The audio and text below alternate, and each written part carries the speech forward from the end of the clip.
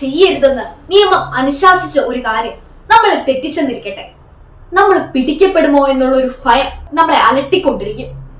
ആ ഭയം നമ്മുടെ ഹൃദയത്തിന്റെ ഉള്ളിൻ്റെ നമ്മളെ വേദനിപ്പിച്ചുകൊണ്ടിരിക്കും. ഇപ്പൊ നമ്മൾ പിടിക്കപ്പെട്ടു എന്നിരിക്കട്ടെ, നമ്മൾ ഭയന്നത് യാഥാർത്ഥ്യമാകും, അല്ലേ? കൊളോസ്യോസ് 2:14 നാം ഇങ്ങനെ വായിക്കുന്നു: നമുക്ക് ദോഷകരമായി നിന്ന ലിഖിത നിയമങ്ങളെ അവൻ മായ്ച്ചു കളയുകയും അവയെ കുരിശിൽ തറച്ച് നിഷ്കാസനം ചെയ്യുകയും ചെയ്തു. നമുക്കെതിരായി നിന്ന നിയമം എന്താണ്? പാപം ചെയ്താൽ മരിക്കും, അഥവാ ദൈവത്തിന്റെ സ്നേഹ കൂട്ടായ്മയിൽ നിന്ന് അനുസരണക്കേട് മൂലം നിത്യജീവനിൽ നിന്ന് നാം പുറത്താക്കപ്പെടും. ആദിമാതാപിതാക്കളായ ആദത്തിന്റെയും ഹവ്വയുടെയും അനുസരണക്കേടിലൂടെ സാത്താൻ ഈ അധികാരം കൈക്കലാക്കി. നമ്മുടെ മേലുള്ള സ്വാതന്ത്ര്യം അവൻ കൈവശമാക്കി.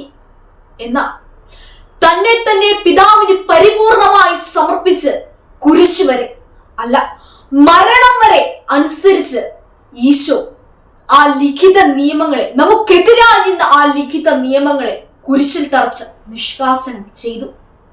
അപ്പോൾ മുതൽ നാം സ്വതന്ത്രരാക്കപ്പെട്ടു.